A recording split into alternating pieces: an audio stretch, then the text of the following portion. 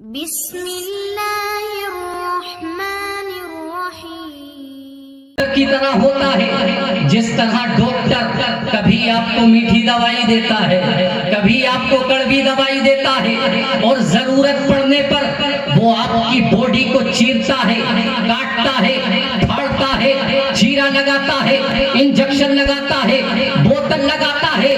کیوں؟ اس لیے تاکہ آپ کا جسم صحیح ہو جائے، سلامت ہو جائے، شفا مل جائے، آپ کو بیماری سے نجات حاصل ہو جائے آپ کو۔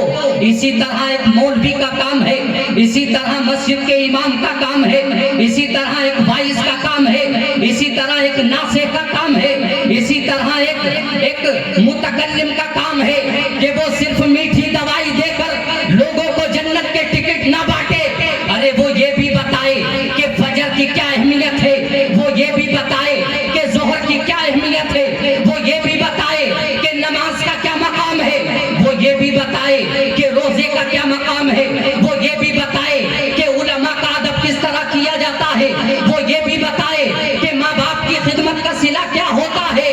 تو پیارے مسلمانوں، نعت رسول سن کر صرف سبحان اللہ کہہ کر مجمع سے چلے جانا یہ کمال محبت نہیں ہے، بلکہ کمال محبت یہ ہے کہ عشاء کی نماز پڑھنے کے بعد تو محفل رسول میں حاضری دے، اور جب صبح کو اٹھے تو تیری آنکھ کھل رہی ہو اور اذان کی آواز آ رہی ہو، اور تو مسجد میں جا کر رب کے شکرانے کے سجدے کر رہا ہے۔ سبحان اللہ سبحان اللہ، بے شک سبحان اللہ سبحان اللہ۔ یہ کمال محبت ہے پیارے مسلمانوں۔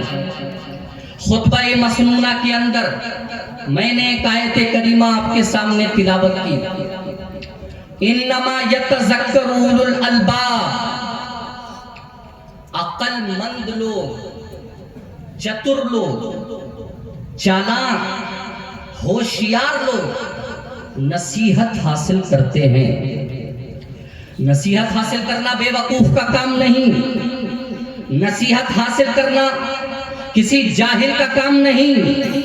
نصیحت وہ لوگ حاصل کرتے ہیں جو دانا ہوتے ہیں، جو زیرک ہوتے ہیں، جو ہوشیار ہوتے ہیں۔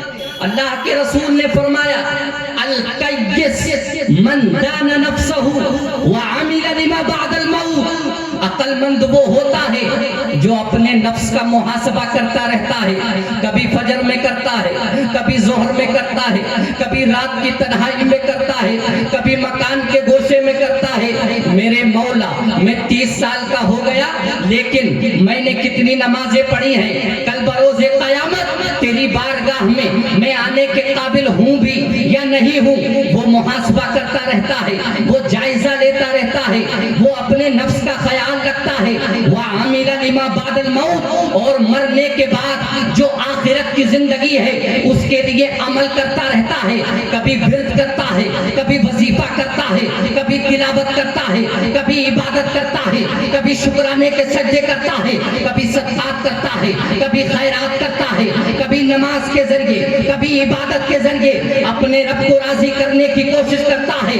تو پیارے مسلمانوں، عقل مند وہ ہوتا ہے جو رہتا دنیا میں ہے لیکن تیاری آخرت کی کرتا ہے، جو رہتا یہاں ہے لیکن سامان آخرت وہاں کے لیے جمع کرتا ہے۔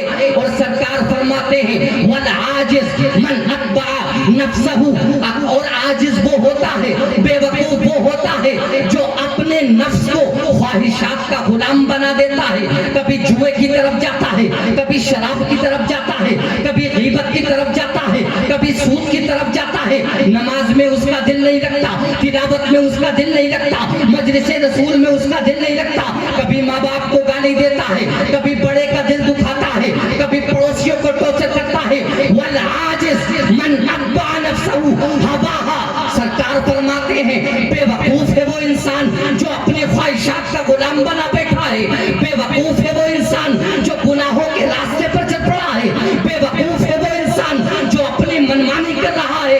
سرکار نے فرمایا والعاجز من اتبع نفسہ ہواہا وتمنى علی اللہ، بے وقوف ہے وہ انسان جو دنیا کا غلام بنا بیٹھا ہے اور اللہ پر تمنا کر رہا ہے کہ میں تو ایسے ہی جنت میں چلا جاؤں گا، مجھے تو رسول اللہ جنت میں لے جائیں گے، مجھے تو اللہ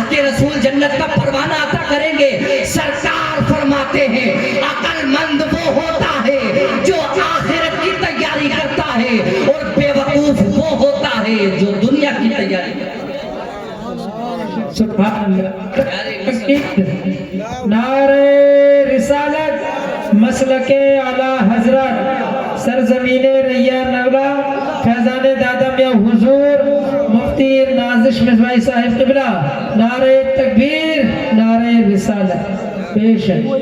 سمجھ گئے عقل مند کون ہوتا ہے؟ جو مکان نہیں بناتا، جو دکان نہیں بناتا، جو گاڑی اور بنگلے کی طرف دھیان نہیں دیتا، جو رنگ و روغن کو نہیں دیکھتا، جو زیب و زینت کو نہیں دیکھتا، جو تاج شاہی کو نہیں دیکھتا، جو عزت اور وقار کو نہیں دیکھتا، جو سنجیدگی اور متانت کو نہیں دیکھتا، جو مال کو نہیں دیکھتا، جو دینار کو نہیں دیکھتا، جو درہم کو نہیں دیکھتا، جو جوب کو نہیں دیکھتا، جو دینار کو نہیں دیکھتا، بلکہ یہ دیکھتا ہے کہ میرا خدا مجھ سے راضی ہے کہ نہیں، میرے رسول مجھ سے راضی ہے کہ نہیں، میں نے آخرت کا کتنا سامان کیا ہے، میں نے آخرت کی کتنی تیاری کی ہے. آؤ شہنشاہ بغداد کی بارگاہ میں لیے چلتا ہوں. 11ویں والے پیر ابھی مہینہ گزرا ہے، ہر گھر میں لنگر تھا، ہر گھر میں فاتحہ تھی، ہر گھر میں نظر و نیاز تھی، ہر گھر میں ترانے گائے جا رہے تھے. غوث اعظم کا دامن نہیں چھوڑیں گے، غوث اعظم سے محبت کرتے ہیں، غوث اعظم سے عقیدت رکھتے ہیں. آؤ سرکار غوث اعظم کی بارگاہ میں تمہیں بتاتا ہوں کہ دنیا کی حقیقت کیا ہے. وہ سرکار غوث اعظم جنہوں نے 40 سال تک عشاء کے وضو سے فجر کی نماز پڑھی ہے، وہ سرکار غوث اعظم جنہوں نے 15 سال تک ایک پیر پر کھڑے ہو کر قرآن مقدس کی تلاوت کی ہے، وہ سرکار غوث اعظم جنہوں نے اپنی زندگی کا اکثر و بیشتر حصہ تعلیم حاصل کرنے میں گزار دیا، وہ سرکار غوث اعظم جو بغداد کے اندر جب باز و نصیحت کا پیغام دیا کرتے تھے تو 1000 کا مجمع نہیں، 10,000 کا مجمع نہیں، بلکہ 70,000 کا مجمع ہوا کرتا تھا. وہ سرکار غوث اعظم جب پہنچے ہیں خانہ کعبہ تو کعبے کی زمین پر پہنچنے کے بعد اس کے کنکریلے میدان پر اپنی پیشانی کو رکھے ہوئے ہیں، اپنے سر کو رکھے ہوئے ہیں، اپنے ماتھے کو رکھے ہوئے ہیں، اور سرکار غوث اعظم اپنی پیشانی کو اللہ کی بارگاہ میں رکھ کر یہ عرض کر رہے ہیں، اے پروردگار عالم یا ارحم الراحمین، اے توبہ قبول فرمانے والے رب، اے پروردگار عالم،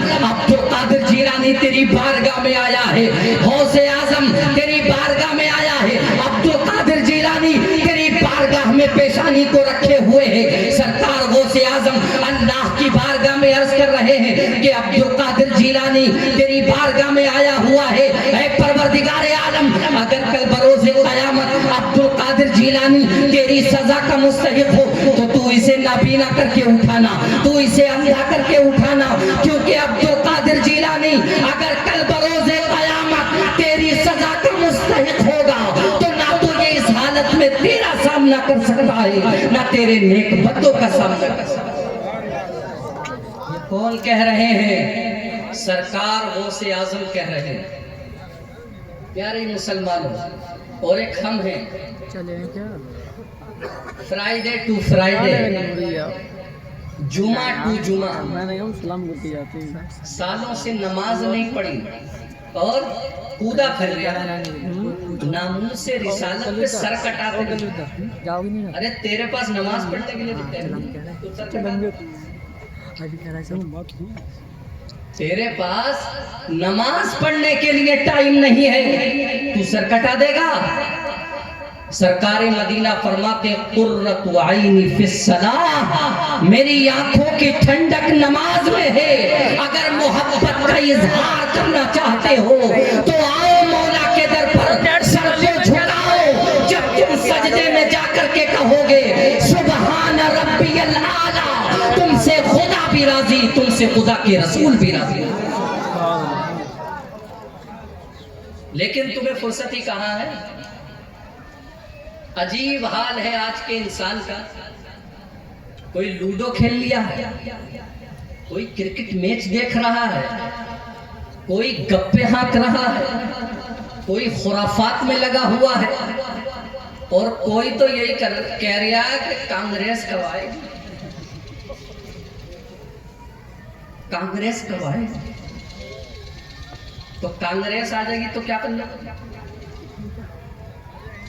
اللہ فرماتا وما اصابکم من مصیبہ فبما کسبت ایدیکم، تمہارے اوپر جتنی مصیبتیں آتی ہیں وہ تمہارے کالے کرتوتوں کی وجہ سے آتی ہیں. اگر تمہارے کارنامے اچھے ہوتے تو تمہارے بادشاہ بھی اچھے ہوتے. جب تک لوگوں کے کارنامے اچھے تھے تو کسی کو محمود غزنوی جیسا بادشاہ ملا, کسی کو ہارون رشید جیسا بادشاہ ملا, کسی کو عمر بن عبدالعزیز ملا. اور جب لوگوں کے کارنامے بدل گئے, جب لوگوں نے نماز کو چھوڑ دیا, جب لوگوں نے زکوٰۃ دینا چھوڑ دیا, جب لوگوں نے خدا کو راضی کرنا چھوڑ دیا, تو پھر حجاج بن یوسف ثقفی جیسے ظالم و جابر بادشاہوں سے سامنا کرنا پڑا, یزید جیسے فاسق و فاجر کا سامنا کرنا پڑا. کیوں؟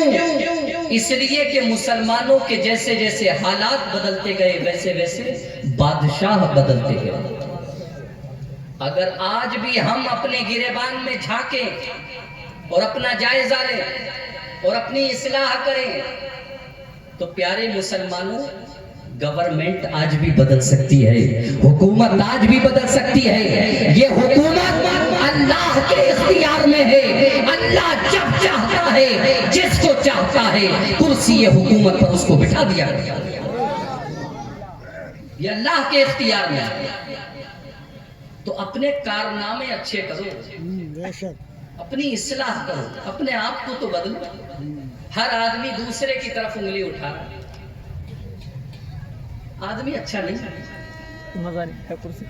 یہ شرابی ہے, وہ جواری ہے, یہ ظالم ہے, یہ فاسق ہے, یہ زانی ہے.